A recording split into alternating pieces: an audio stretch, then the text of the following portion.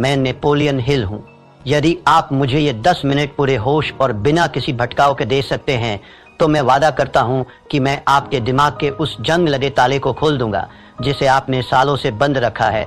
आज आईने में खुद से आंखें मिलाइए। क्या आपको वहाँ एक विजेता दिख रहा है या फिर एक ऐसा इंसान जिसने बहानेबाजी की चादर ओढ़कर अपने सपनों की लाश को दफना दिया है?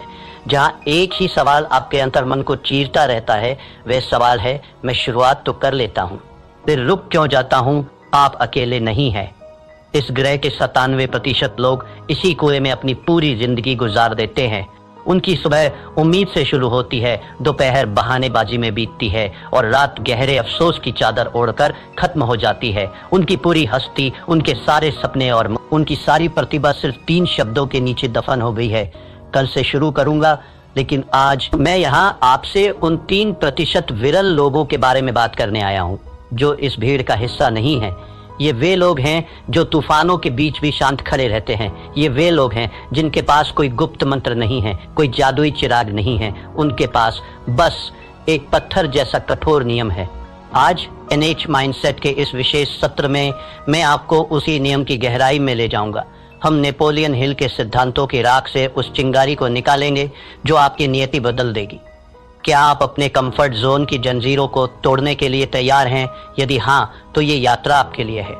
आइए पहले उस राक्षस को समझें जिसने आपके सपनों को बंधक बना रखा है। समस्या ये नहीं है कि आप में टैलेंट की कमी है, समस्या ये है कि आप खोखला जोश के नशे के आदी हो गए हैं। जब आप कोई नया विचार सुनते हैं, कोई मोटिवेशनल वीडियो देखते हैं, तो आपके दिमाग में डोपामाइन की एक लहर दौड़ती है।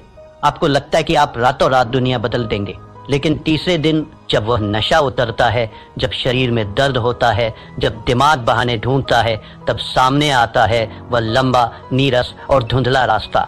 97% लोग यही दम तोड़ देते हैं। वे जोश को अनुशासन समझने की गलती कर बैठते हैं। मैंने अपनी बरसों की रिसर्च के बाद ये पाया था कि इंसान का सबसे बड़ा दुश्मन कोई और नहीं, उसका अपना अस्थिर मन है। एक छात्र की मिसाल लीजिए। वह परीक्षा से 2 महीने पहले एक भव्य टाइम टेबल बनाता है। 2 दिन वह 10-10 घंटे पढ़ता है। तीसरे दिन उसे लगता है कि उसने बहुत कुछ कर लिया है। चौथे दिन एक छोटा सा भटकाव आता है और 5वें दिन वह वापस उसी भीड़ का हिस्सा बन जाता है जहां केवल औसत दर्जे की जिंदगी है। यह निरंतरता की कमी सिर्फ एक बुरी आदत नहीं है, यह आपकी आत्मा का धीरे धीरे होने वाला कत्ल है। हर बार जब आप खुद से किया हुआ वादा तोड़ते हैं, आप अपने आत्मविश्वास की एक ईंट गिरा देते हैं। एक समय ऐसा आता है जब आप खुद पर विश्वास करना ही बंद कर देते हैं। अब जरा अपनी नजर घुमाइए और उन 3% लोगों को देखिए। क्या वे हमसे अलग मिट्टी के बने हैं? क्या एलन मस्क या बिल गेट्स के पास 24 घंटे से ज्यादा का समय है? बिल्कुल नहीं।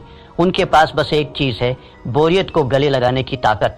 सफल लोग वह काम करने की अद्भुत क्षमता रखते हैं जो बाकी दुनिया को बोरिंग लगता है। थिंक एंड ग्रो रिच में परसिस्टेंस को सफलता का सबसे महत्वपूर्ण स्तंभ बताया गया है। हिल कहते थे कि इच्छा वह बीज है, लेकिन परसिस्टेंस वो पानी है जिसके बिना वह बीज कभी विशाल वृक्ष नहीं बन सकता। ये 3% लोग जानते हैं कि प्रेरणा एक धोखा है। वे प्रेरणा का इंतजार नहीं करते, वे अपनी प्रणाली सिस्टम पर भरोसा करते हैं। जब उनका मन कहता है कि आज रहने देते हैं, तो उनकी अंतरात्मा गरज कर जवाब देती है, यही तो वो क्षण है जहां मैं भीड़ को पीछे छोड़ूंगा। नेपोलियन हिल ने हमें जो विरासत दी है उसे मैंने 7 महासूत्रों में संकलित किया है। इन्हें ध्यान से सुनिए क्योंकि ये आपके जीवन के मंदिर की नींव बनेंगे। पहला सूत्र, निश्चित मुख्य उद्देश्य। आपके भटकने का सबसे बड़ा कारण यह है कि आपको पता ही नहीं कि आपकी मंजिल कहाँ है। मुझे अमीर बनना है, ये कोई लक्ष्य नहीं है, ये एक खोखली इच्छा है। मुझे अगले 12 महीनों में अपने व्यवसाय से 10 लाख रुपए कमाने हैं। यह एक निश्चित उद्देश्य है। जब तक आपका लक्ष्य स्पष्ट नहीं होगा, आपकी ऊर्जा बिखरी रहेगी। अपनी डायरी उठाइए और अभी लिखिए आप वास्तव में क्या चाहते हैं। दूसरा सूत्र, सुव्यवस्थित योजना। सिर्फ ख्याली पुलाव पकाने से महल नहीं बनते। आपको उन पत्थरों को उठाने का एक सटीक नक्शा चाहिए। अपने बड़े लक्ष्य को इतने छोटे छोटे टुकड़ों में बांट दीजिए कि उसे पूरा ना करना असंभव हो जाए। अगर आपको एक लेखक बनना है तो पूरी किताब के बारे में मत सोचिए, सिर्फ रोज के 200 शब्द लिखने का लक्ष्य रखिए। तीसरा सूत्र, परसिस्टेंस। दृढ़ता चरित्र का वह हिस्सा है जैसे लोहे के लिए कार्बन। इसके बिना आप एक कमजोर धातु की तरह हैं जो दबाव पड़ते ही टूट जाएगी। जब असफलता आपके दरवाजे पर दस्तक दे तो उसे हार मत समझिए, उसे एक कठिन गुरु मानिए जो आपको अगले स्तर के लिए तैयार कर रहा है। चौथा सूत्र, the mastermind group Napoleon Hill का मानना था कि जब दो या दो से अधिक दिमाग एक साझा उद्देश्य के लिए मिलते हैं तो एक तीसरी अदृश्य शक्ति जन्म लेती है। अकेले चलना महानता की निशानी नहीं है। ऐसे लोगों के साथ जुड़िए जो आपसे बेहतर हों, जो आपको ऊपर खींच सके। पांचवा सूत्र, सबकॉन्शियस माइंड की शक्ति। आपका दिमाग एक उपजाऊ जमीन की तरह है। यदि आप इसमें सफलता और निरंतरता के बीज नहीं बोएंगे तो जंगली घास अपने आप उगाएगी। रोज सोने से पहले अपने लक्ष्य को दोहराइए, उसे महसूस कीजिए जैसे वह सच हो चुका हो।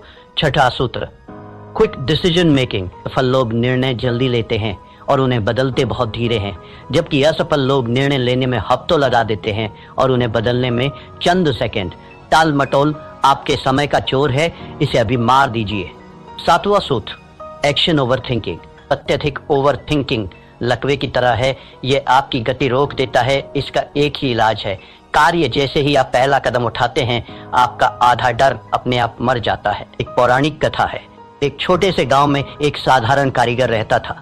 उसने एक दिन संकल्प लिया कि वह गांव की सबसे ऊंची दुर्गम पहाड़ी पर एक ऐसा मंदिर बनाएगा जिसे देखकर देवताओं की आंखें भी फटी रह जाए। गांव के लोग ठहाके मारकर हंसे। उन्होंने कहा, तेरे पास ना धन है, ना हाथ, ना औजार, तू पागल हो गया है। उस कारीगर ने कोई जवाब नहीं दिया। उसने बस अपना एक छोटा सा नियम बनाया। वह रोज सुबह सूरज निकलने से पहले नदी के किनारे जाता, एक मध्यम आकार का पत्थर अपनी पीठ पर लादता और पहाड़ी की चोटी तक चढ़कर उसे वहां रखाता। बस एक पत्थर। एक महीना बीता, पहाड़ी पर सिर्फ 30 पत्थर थे। लोग बोले, यह मूर्खता है। एक साल बीता, पहाड़ी पर पत्थरों का एक ढेर लग गया था, पर मंदिर का कोई आकार नहीं था। लोग बोले, तू अपना जीवन बर्बाद कर रहा है। 5 वर्ष बीत गए। एक सुबह जब गांव वालों की नींद खुली तो उन्होंने देखा कि पहाड़ी की चोटी पर सूरज की पहली किरण एक भव्य सोने के कलश पर चमक रही थी। वहां एक विशाल नक्काशीदार मंदिर खड़ा था जिसकी सुंदरता का कोई सानी नहीं था। पूरा गांव दौड़कर पहाड़ी पर गया। उन्होंने चकित होकर पूछा, यह चमत्कार कैसे हुआ? तूने ये जादू कैसे किया? उस कारीगर ने अपने फटे हुए खून से सने हाथों को दिखाया और शांत स्वर में बोला, ये कोई जादू नहीं है, ये गणित है। रोज एक पत्थर बस। यही वह महान सत्य है जो आपको अपने जीवन में उतारना होगा। महान कार्य किसी एक दिन के विस्फोट से नहीं होते, वे हजारों छोटे, अदृश्य और निरंतर किए गए प्रहारों का परिणाम होते हैं। क्या आप अपना एक पत्थर रोज उठाने के लिए तैयार हैं मेरे मित्र? एक बात हमेशा याद रखना, समय आपके विरुद्ध साजिश रच रहा है। हर गुजरता हुआ दिन, हर टाला हुआ काम आपकी आत्मा का एक हिस्सा नोच कर ले जा रहा है। 97% लोग मृत्युशैया पर एक ही विचार लेकर मरते हैं, काश मैंने वह कोशिश जारी रखी होती। क्या आप अपने जीवन की अंतिम सांस इस काश के बोझ के साथ लेना चाहेंगे? यह अफसोस दुनिया के किसी भी शारीरिक दर्द से कहीं ज्यादा गहरा और कड़वा होता है। अनुशासन का वजन ग्रामों में होता है, लेकिन अफसोस का वजन टनों में होता है। चुनाव आपका है। नेपोलियन हिल ने अपनी एक और किताब में लिखा था कि अवसर अक्सर दुर्भाग्य या अस्थायी विफलता के वेश में आता है। आज जो आप असफलता महसूस कर रहे हैं, जो आलस से आपको रोक रहा है, वह वास्तव में आपकी परीक्षा है। जो इस परीक्षा को पास कर लेता है वही उस 3% की श्रेणी में खड़ा होने का हकदार बनता है। जीवन के विभिन्न क्षेत्रों में निरंतरता का प्रभाव, ये सिद्धांत केवल पैसों तक सीमित नहीं है, ये मानवीय उत्कृष्टता का सार्वभौमिक नियम है। धन के क्षेत्र में यह रोज की छोटी सी बचत है। अगर आप रोज 1% बेहतर होते हैं तो चक्रवृद्धि ब्याज, कंपाउंड इंटरेस्ट के जादू से आप साल के अंत तक 37 गुना बेहतर हो चुके होंगे। यह गणित का चमत्कार नहीं, निरंतरता का चमत्कार है। स्वास्थ्य के क्षेत्र में यह रोज की 10 मिनट की सैर है। एक दिन में कुछ नहीं बदलता, लेकिन 10 साल बाद यही 10 मिनट आपको बुढ़ापे में भी जवान बनाए रखते हैं। संबंधों के क्षेत्र में यह रोज की वो एक मीठी बात है, वह छोटी सी परवाह है। प्यार कोई एक दिन का उत्सव नहीं है, यह रोज की जाने वाली साधना है। आत्म विकास के क्षेत्र में ये रोज की 10 पंक्तियां पढ़ना है। एक साल में आप 365 पन्ने पढ़ चुके होंगे, यानी एक पूरी किताब का ज्ञान आपके भीतर समा चुका होगा।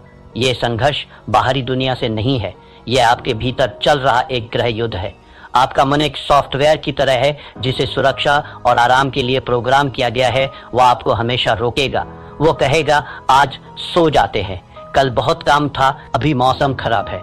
लेकिन आपकी आत्मा, वो दिव्य अंश जो आपके भीतर है, वो जानती है कि आप किस मिट्टी के बने हैं, वो जानती है कि आप अनंत संभावनाओं के मालिक हैं। आपको अपने मन का गुलाम बनने के बजाय अपनी आत्मा का सेनापति बनना होगा। नेपोलियन हिल कहते थे कि मनुष्य का मस्तिष्क जिसे सोच सकता है और जिस पर विश्वास कर सकता है उसे वह प्राप्त भी कर सकता है, लेकिन विश्वास केवल सोचने से नहीं आता।